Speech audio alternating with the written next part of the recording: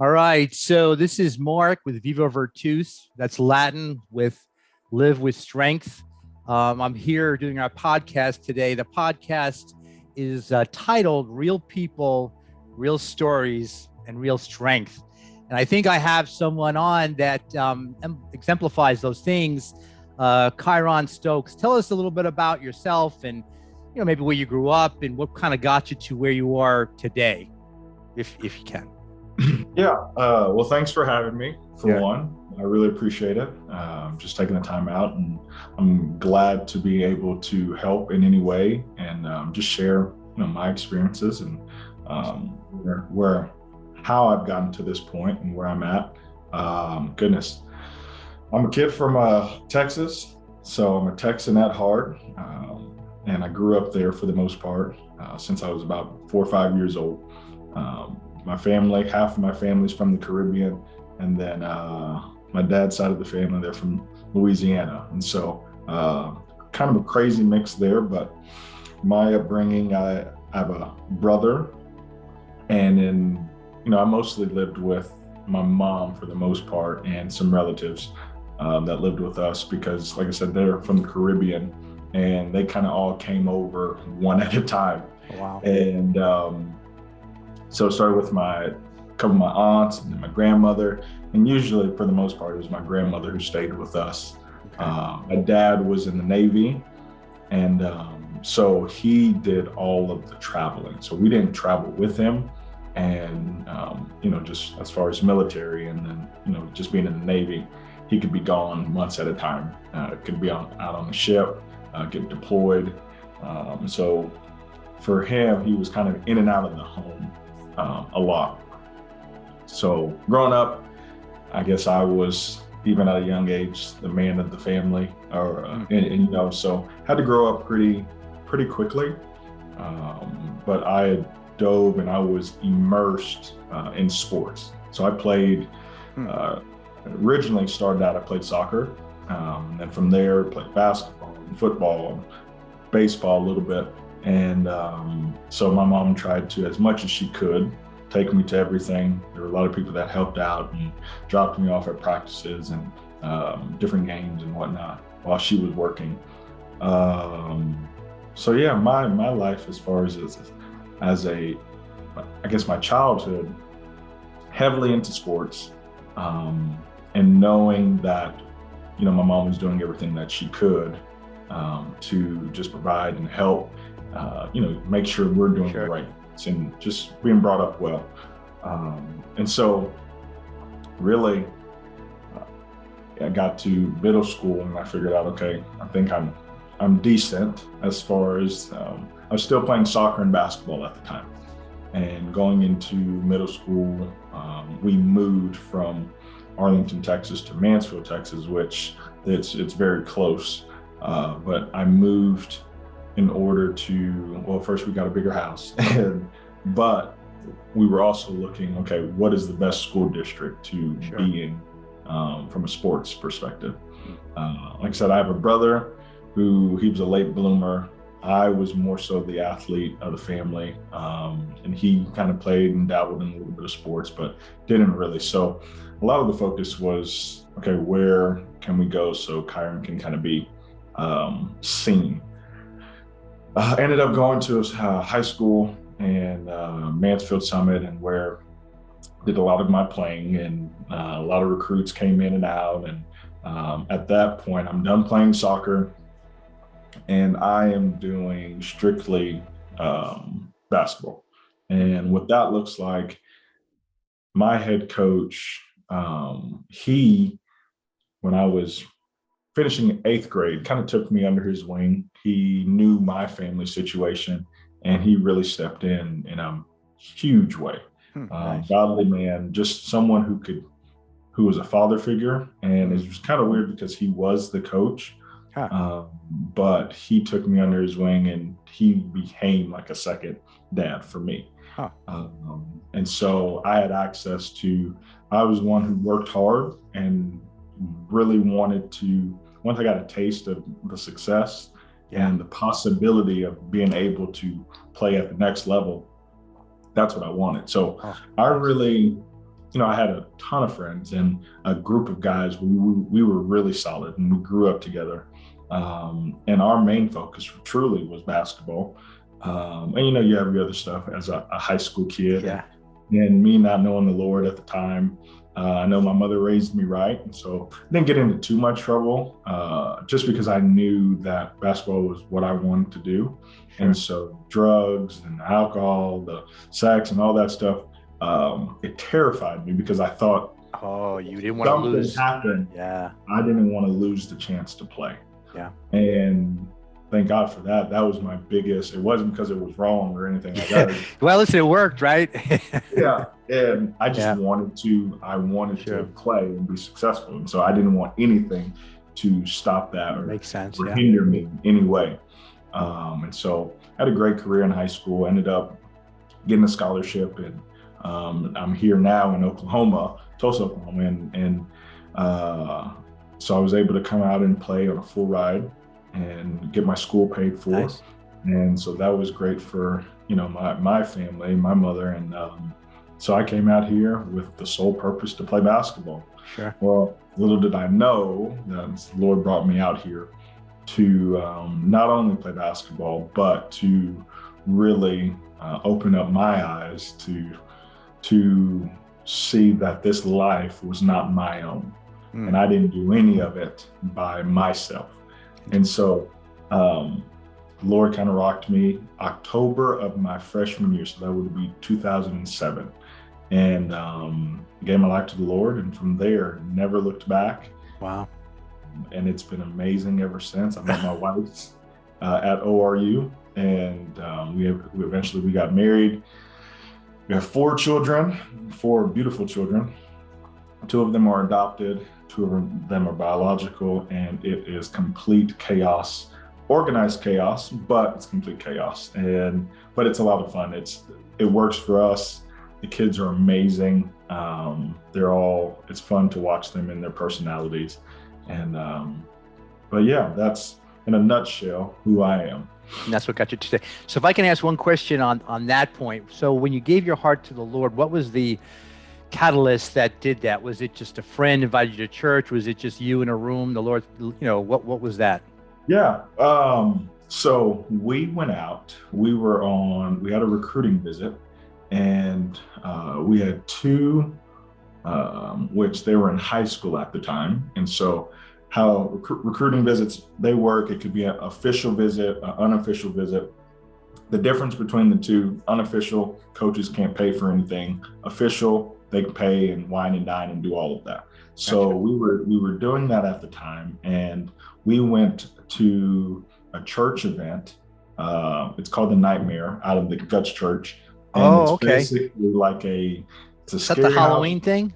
Yes. So it's not so much a haunted house, but it's more of, it is designed to scare you. Yes, I've been to those. It's pretty intense. Yeah. It's also they really try and take the top 10 killers of teens and make that into a production. Wow.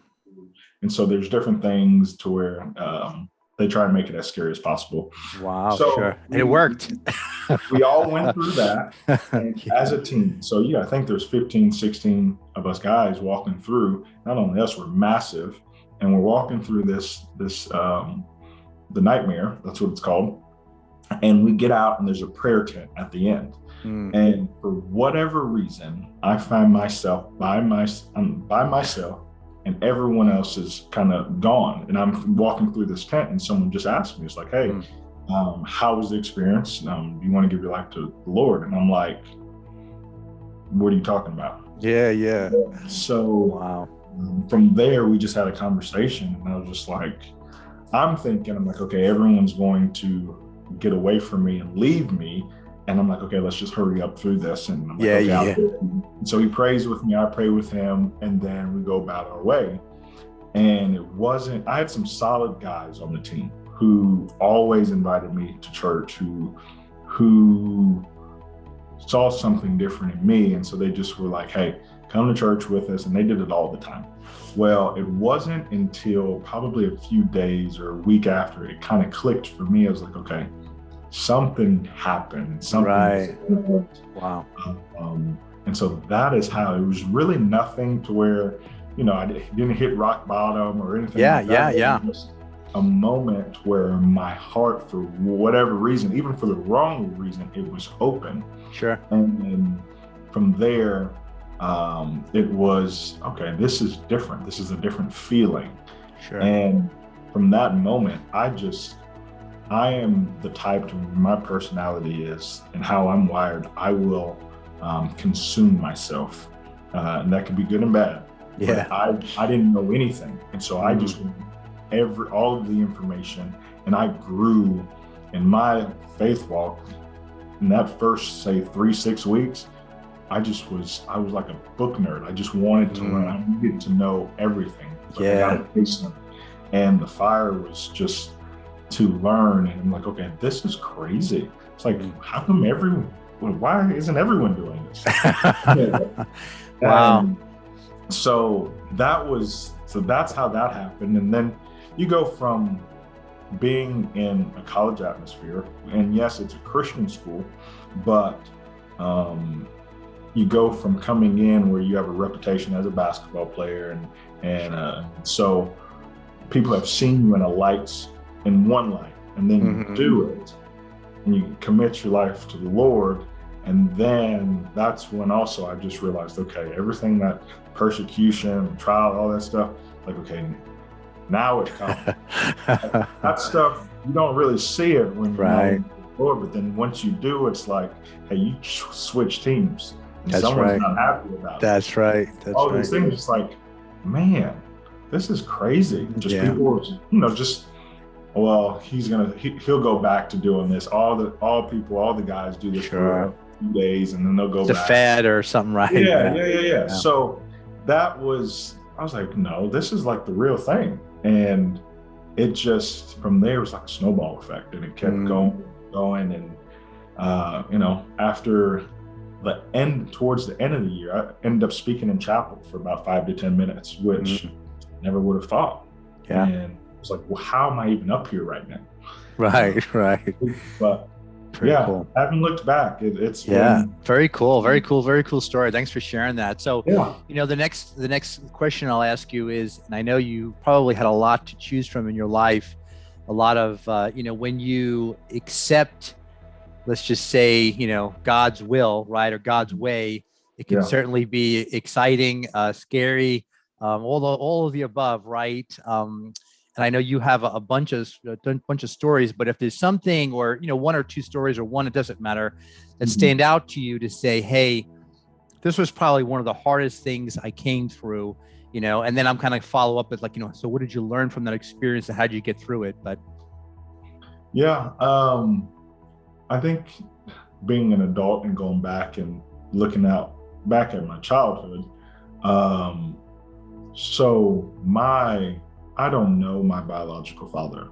And I say that to where, like, I really just don't know him. I know his name. We have actually chatted and text back and forth, where I'm at a place to do that now. But before, my father, who I call my dad, who I said, who's in the Navy, he adopted me when I was about 2 years old. Gotcha. And so I've always considered him my dad.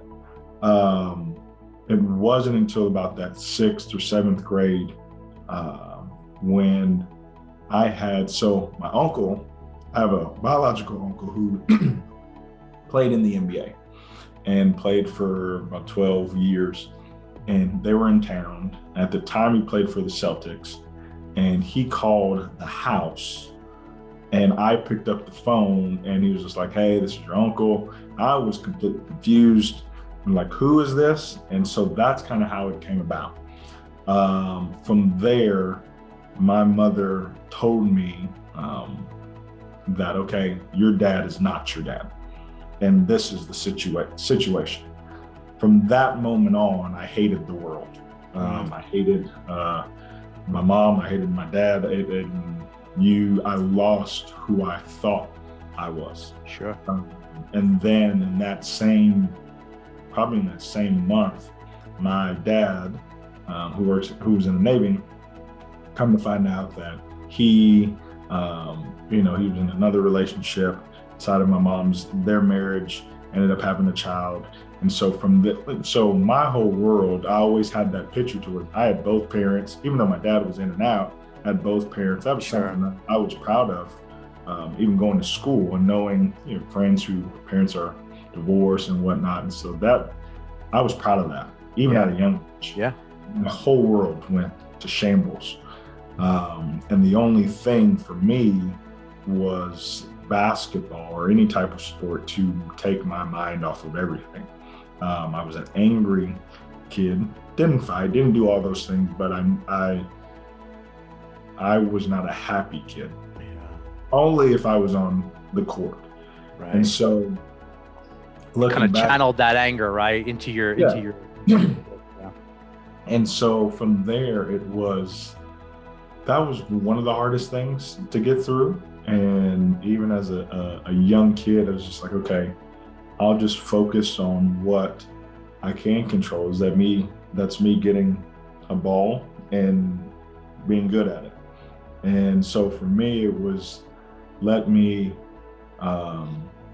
just focus on myself. And it's good and bad, but that's honestly how and who I am today, and for me, I have some faults because of the situation. Sure. That stuff you have to work through and get through. But I became very guarded. Like I said, I had to grow up early.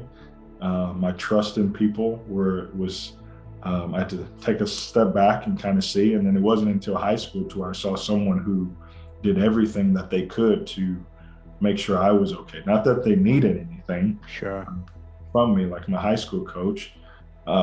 He just saw how I was hurting. And so he knew every aspect of my life. He was there. He's a big part of making it through the end of my, junior high and going into high school and being, okay, as far as with my parents. Like even then, it wasn't until I got to college where I forgave my dad.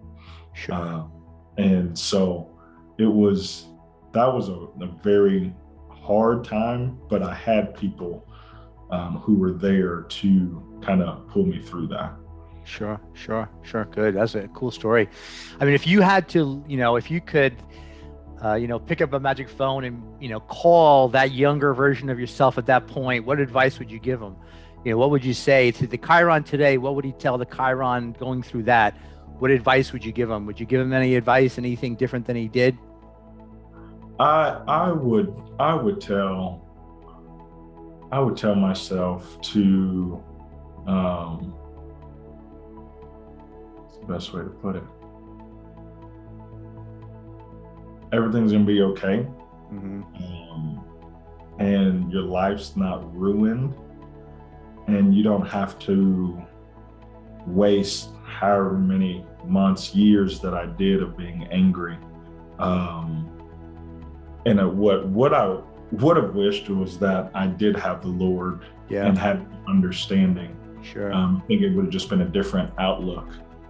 Looking at it now, I was a kid who was angry at the world, who didn't know anything, but who was lied to, felt like I was lied to. But if I was in that situation with one of my children to where they didn't know, it's like, okay, what's a good age to tell them? But on the other side of that, I didn't know if I was ever going to be told. And because I wasn't, I found out through someone else, then I found out. Right. So I think if I were to go back, I would just say, look, you will be unhappy, and you will continue to be unhappy if you just hate everyone. Yeah. And so forgiveness is a thing that you and do now. You might not get over it, but there's something about forgiving that will free you up. Yeah. And so that's probably what I would say. Yeah. Very cool.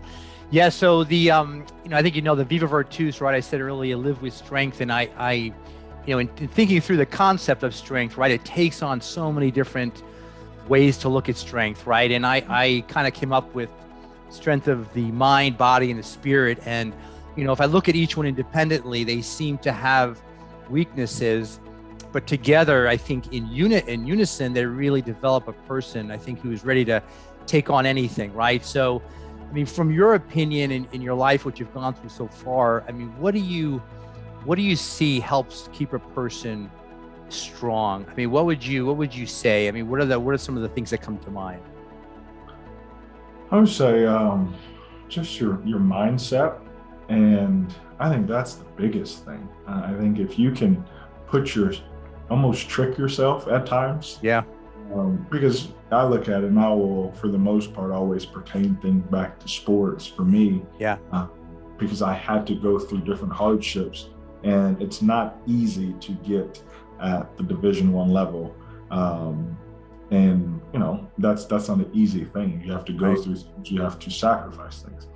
But going back to the sports world, for let's just say a shooter, and then we can go to Steph Curry. I'm guaranteeing you he doesn't remember the last shot that he took, if it was in or not. He just has a mentality of, okay, the next shot's going in. I know I'm making this next one. So for me, I think it's a mentality to believe that you are strong already. Mm-hmm. And if you do that, that belief, I think things will follow after that. But not only that, but if you have strong people who you consider strong people, mm-hmm. whether be around them or be able to text them, be able to call them and lean on them so you can also see their strength. Iron sharpens iron, of course. Right. Borrow some of that strength sometimes, right? Exactly. Yeah. Exactly. Because we don't know it all, and we don't. We are human beings who, even men, we are weak at times. Mm-hmm. But in that weakness, it's like, okay, I can lean on someone. I can ask someone for help. And that, in my opinion, is also strength. Absolutely. Because you realize that about yourself. Absolutely. And you have to get over the fact, it's like, okay, I don't have it today. Let me go and reach out to so-and-so, or just be around them. Sure. And realizing that is incredible strength. Yeah, very good, very good. On the opposite side of that, what would you say makes a person weak? What would you say? What would you say you want to be careful of? I would say being careful of everything, and the persona of I don't need help. I think that's a huge sign of weakness, in my opinion, because we're showing and we're saying that you're pretty much perfect, and you don't need to rely on anyone. And behind that persona is, I think, someone who's insecure, someone who has to pretend that they are this type of person, and I don't need anyone to help me out, or I don't get me. And so I think that in itself is a weakness, or just a little bit of that weakness that you're showing when you're saying you don't need the help. I think that's just a mentality. If you can't humble yourself, I don't think you're really that strong in the first place. Right. Wow, very good answer.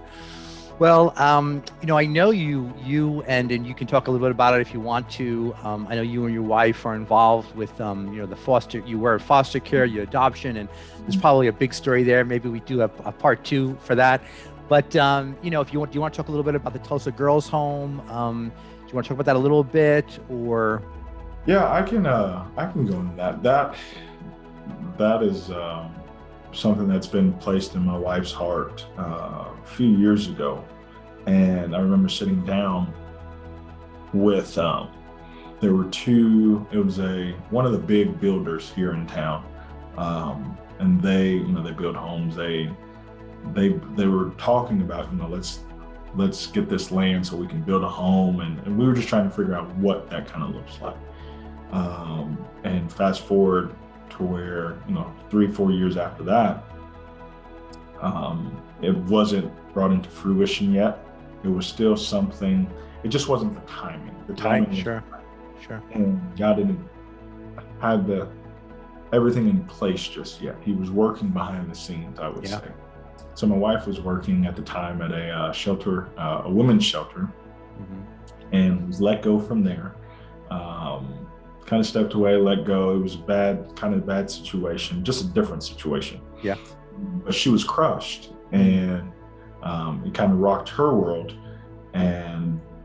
But she knew that it was time to start Tulsa Girls Home. And in a matter of what I would say, it would take months to do, a year to do. She did it in about 4 or 5 months to where and the reason why, I think it was because the vision was set out early on. Yeah. And then when she committed fully to doing it and not being half in, half out, or doing something else where her attention was elsewhere, and she's doing it part-time, it grew. And so what the Tulsa Girls Home is now, and if you're familiar with the Boys Home, it's been around for a long time. Tulsa Boys Home. There hasn't been a Tulsa Girls Home. And knowing my wife, and you know my wife, yes, she took on, and she asked the one question, and she said, "Why is there not a Tulsa Girls Home?" And the response was, "Well, girls are too hard, they run away, pregnancy, all these type of things." And she was like, "Okay, I'll show you." And from there, it grew. Found the house was paid off a matter of months afterwards, maybe a couple of weeks, months afterwards. People jumped all over it, and they wanted to back it. Sure. And we knew, just talking with my wife a long time ago, like, it needs to be, because she started all of this in Africa, and she has an organization out there, and she knows the model. But she's like, I want to bring it here. I don't know when we're going to bring it here. And, being whether I'm driving and she's in the passenger seat, or I'm in the passenger seat, and we talk, and I'm just like, oh boy, it's going to happen. But fast forward, and we have a beautiful home with, right now, 3 young ladies who are there, and we're thriving. And we're just having the opportunity to love on these kids. And I do it from a distance. Well, I say that, but I'm there. I'm like the maintenance guy. Sure. Yeah. Right. And so that's funny. But to see, I was in there this past weekend, and to walk around having kids there. And then and I say kids, they're young adults. They're about 16, 17 years old. I say young adults, they're teenagers. But I'm walking through, and I stop, and I'm just like, this is nothing but a miracle. And to see and to know where it all started, and to walk through and see a ton of supplies that people have donated. The refrigerator is stocked, the freezer is stocked with food where people donating. Wow. There's a therapy course out front, and seeing kids, and I'm hearing kids laugh and all of these things, and I'm like, thank you, Lord, because this is unbelievable. That's incredible. Unbelievable what was to where it is now. Sure. And to see all of the plan unfold. Yeah. So it's a part of our lives, big time. Our kids, we were all there this weekend. We spent the entire weekend over there. Sure. And just loving on kids and helping and doing what we can. And it's a whole effort for our family. Well, I knew it and didn't really know how that was going to look. It's the same thing for all, like, we do everything together. And so our kids, there's a grace on them. That's awesome. To a room and love on any kid, child, teenager, because they know they may be hurting, and they just have sensitive hearts and are compassionate. And that's nothing that we could teach. Yeah, for sure. Grace on them. It's unbelievable to see. That's incredible. So that's that's exciting. I mean, and just to say, I mean, from the time I've known you and Brittany, I mean, I think your examples, right? And it's all, God's grace, right? But if you and Brittany didn't say yes, right? It starts with saying yes, right? I mean, had you not said yes, and it sounds like she said yes like 5 years earlier, and then, it's God's plan. But had you not said that, this would not exist. these No. girls would not be getting, this kind of, so it's amazing the seed that was planted, but you have to say yes, you have to water it, right? You have to do your part. And it's amazing what God can do through us, Yeah, I learned pretty quickly. So here's a quick story. Our first year of being married, we go out to Mexico, our anniversary. And Brittany was like, hey, it was like our last day. And she's like, hey, let's go to this orphanage. And I'm like, what? I'm like, why? And she's like, hey, let's go. So I fought her on it. And I was like, okay, I'll go. I want another pina colada, but then I'll go. Okay. Loved it. We had a great time. We went into a Walmart that was there. Ended up, she met one of the, I think it was VPs of Ronald McDonald's, that whole deal. They ended up helping in a way. And so we go and just love on kids and do that. That was my first time ever doing it. Loved it. We were both before mad at each other because I fought back and I was like, no, I'm not going. And so she had to drag me. Well, we get back not even a month or so later, and this is when she wanted to start Project Orphans, and this is the start of everything. She was like, hey, I'm going to quit my job and start an orphanage. And I paused and I was like, you know what? I fought you the last time. I was like, I have no clue how you're going to do this. But if this is what you're supposed to do, God's going to see you through this the entire way. And from there, we haven't looked back ever since. And it's been amazing. Incredible. She had her growing pains, she had to learn, she had her disappointments and all of that stuff.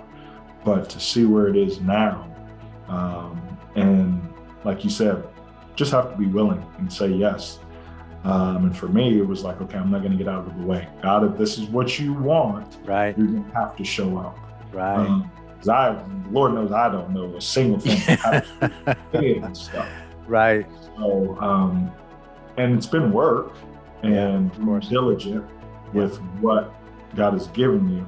And from there, it's just been amazing to see the growth. And my wife has worked her tail off. Yeah. Get to a place now to where she's continuing to still work her tail off. But now it's just amazing to see just the fruit of everything. Yeah, so that's awesome. An amazing journey. Our family is all behind it, and this is just what we do. And we have a crazy dynamic, but it's amazing. Yeah, it's really awesome. Yeah, I'll post links to the websites, Tulsa Girls Home and Project Orphans. How many orphans do you have in Project Orphans? How many right? So with Project Orphans, it's more so, it's not so much like orphans. I see. They work with just young women who either been abused, or they will help children who either been kicked out of their house or abandoned, and they will bring them in. And then there's transitional homes. There's a program there that they will have 4 or 5 widows, who maybe 6, and they will help train them to be self-sustaining. They have a school to where they will take kids who 15, 20, 25 kids who may not go to a really great school, and they send them to school. So there's different programs. So the condo was an orphanage at first, and then it's turned into pretty much it's a village. Gotcha. There's a church, there's a medical center. Oh, wow. Outstanding. There's a nursery for disabled kids. They're actually about to build a school on site, or they are building a school on site. Wow. So yeah, it's kind of that's incredible.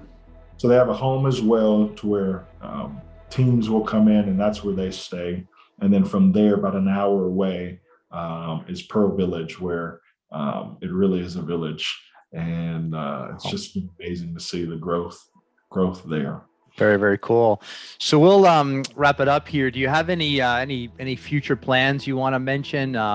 I know you're just trying to get through each day. I know you got a new job, which is cool, and God's been good there. And anything new, anything for the future? What does the future hold for the family? I think for us, we take it how it comes. Yeah. All day. And for the future, what we really want is just to be able to serve and be the hands and feet and do it in a way to where we're doing it together for one. Our family, we're all solid and we're happy, but we're just doing what needs to be done, whether, if that's taking in someone, and which I say this, but I can't handle any more children right now. But, right. but we possibly will have another child, and that may happen. I never say never, but I also know how I feel about it.